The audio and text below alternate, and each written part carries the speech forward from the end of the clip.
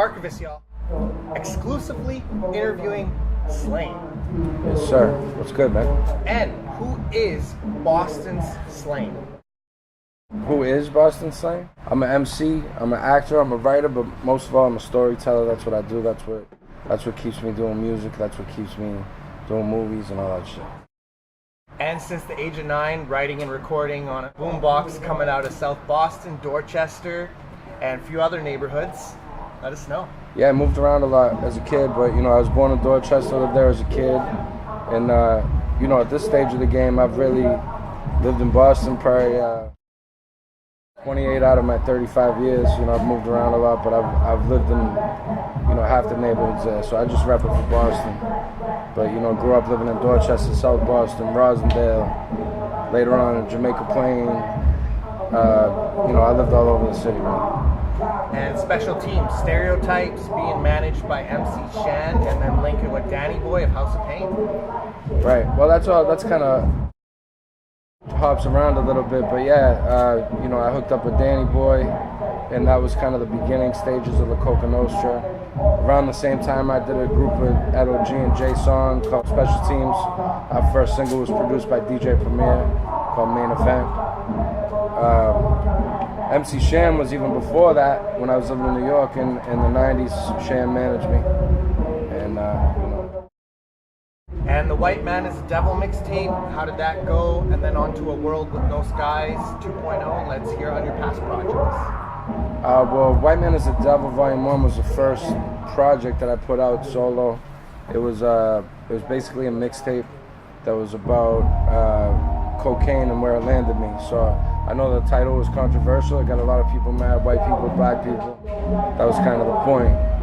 I had no promo budget, nothing like that, and I just kind of lived off word on the street, and the rest is history with that. World with No Skies basically was my first proper solo album, and that came out after Special Teams. Stereotypes came out on Duck Down in 2007. The COKA Brand You Can Trust came out in 2009 on Suburban Noise Records, and then my album came out about a year and a half later on Sub Noise also. And I heard about you from your collab with Snack the Ripper, and then through La COKA NOSTRA, the best times that you've had with the group. Best times I've had with La COKA? Oh man, I just had so many great experiences. The first hip-hop show I ever went to was House of Pain in Cypress Hill. So to be working with those guys, more than a decade after that, because I went to that show when I was 15 years old. So to be in the studio working with them after that was just one of the best experiences of my life. And you're an actor. You have an acting career. Gone Baby Gone, The Town, Killing Them Softly, The Cult, Body Trade. Your best acting moments so far? The best shit to me, all the acting moments I've had are pretty cool, man. The first day shooting on Gone Baby Gone, it was just kind of surreal. I'd never acted in like a high school play or anything like that, so to step onto a set with Ben Affleck and Casey Affleck and Ed Harris and Morgan Freeman in that movie, and Amy Ryan, who was nominated for an Oscar for that. It's crazy, especially in my home city. But then shooting The Town, I used to work at Fenway Park when I was growing up, so to walk into that stadium with a machine gun and get to shoot the fucking thing around, that was pretty fucking cool too. Sitting down and doing a scene with Brad Pitt was dope too. I've had a lot of good experiences. I've been fortunate enough to go to a pretty good acting school, just learning from those guys that I've worked with. And State of Grace tape with Static Selecta, extended play, more than 6-digit upload views, the vid's Evolution of a Kid, Mind Your Business, so much more. Yeah, man, I think at this stage of the game, I've just been grinding indie for a long time. I know, I start to realize like I'm kind of relatively unknown compared to, I'll be walking through airports and people recognize me from the movie stuff more than music, but music has always been my heart. That's what took me out of where I was at and let me see the world, and at this stage of the game I've put together a pretty good catalog when I look back at all the stuff that I've put out, and I'm still going to the studio steady and making music about my life, and I'm always going to do that. And then the Boston Project to the Five Guys selling out more than 13,000 albums for you. How's the record gone? Pretty dope.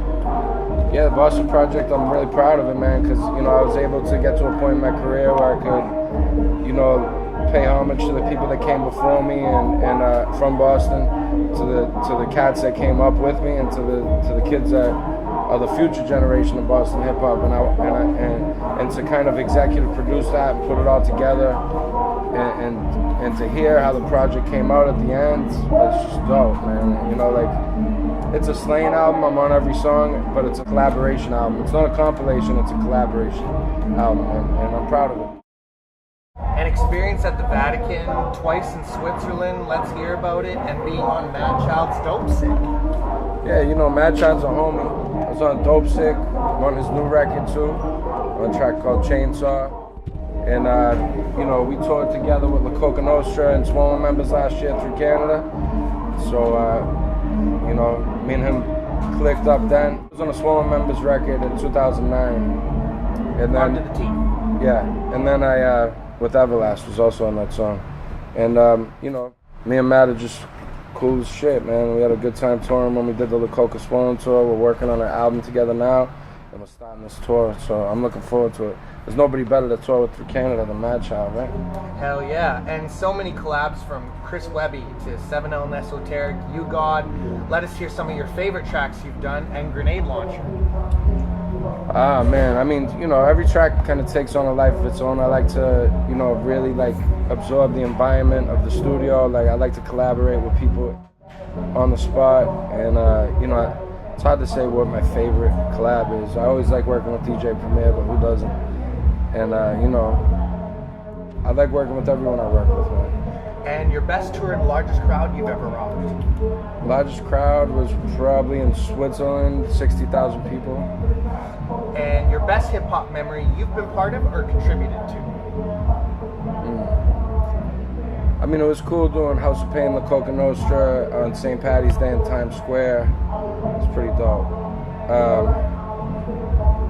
I mean, there's been a lot of great moments, but, you know, to get to go from being, you know, a young kid watching Yo MTV Raps, watching Ed O.G. on Yo MTV Raps, or watching House of Pain or Cypress Hill, or, you know, even later on Snoop Dogg, and starting to have collaboration joints with all those artists. You know, it's an amazing thing, especially, you know, you just kind of put one foot in front of the other, you grind, you hustle hard, and then you look back, and all of a sudden you're 35 years old and you have like this career behind you. You know, I'm concentrating on not just what's behind me, but what's next, because I'm always into progressing, and I realize the opportunities and the gifts I've been given, and I just want to, you know, continue on building, you know, on top of what I already built. And then back in May, the last album you have coming out, let us know about that. Well, I had the Boston Project come out in April. I have an album called The King of Everything Else that's pretty much almost done. And, you know, I haven't decided when exactly I'm going to release it yet. It has to, you know, it's difficult sometimes taking on film projects and music, because you want to be able to tour an album and support it fully. So, but, you know, if an interesting film project comes along, then you got to kind of balance the two of them. But I have an album that's pretty much almost ready to go, and I just got to figure out when it's going to be a good time to put it out so that I can give it its proper attention. What can we expect from it? Really, I mean, the record is kind of about, it's a lot more fun than any other record I've put out. It still has a dark undertone to it, like all my music does, I guess. But, you know, it's kind of the manic side of being manic depressive, and it's kind of about spinning out of control and just like not really being an organized person or being able to function in like the regular people's society. Like, I have to function in this like kind of late night chaotic state of being that, like, that's the only way that I know how to be, and it's difficult to take that and live like that and to, you know, still be a normal person to everybody that I have responsibilities to. So it's kind of a picture of that, but it's not a preachy picture. It doesn't have like any like amazing like realization. I think it's just kind of a picture of this twisted world I'm in where I'm like out of the street now, but I'm still stuck with all these kind of demons and habits that I had when I was back there. But now I'm functioning in this different kind of world. I don't know, man. But you have to hear the record. And what else can we expect from Slaine in the future? I just shot a movie with Javi Keitel and Ben Bonds, Leighton Meester, Kenny Wormald, a lot of really good actors from Boston in it too, and it's called God Only Knows. So hopefully you'll be seeing that at the beginning of the year next year at some of the festivals and stuff like that. It's an indie flick. I did a horror movie called Girl House where I play a psychotic killer, and you know, right now I'm just looking at what's next, kind of deciding what I want to do next. And you got anything to say to your fans worldwide? I just want to thank all my fans worldwide who've been with me from the beginning and kind of supported my career, followed me. You know, I'm not the kind of artist that's, you know, fly by night or, you know, one-hit wonder type of dude. I really rely on my fans, like, to grow with me and to be patient with me while I take chances and fuck around, you know. And you got any shouts? I just shout out to all the kids in Canada that are gonna come out and see this tour. Shout out to all the fans that been supporting, and you know, shout out to my little boy Terrence. And shouts to DJ Dow Jones and Ace and Slaine, the COKA Nostra family. This is the Archivist, and you already know the name, y'all. That's what's up.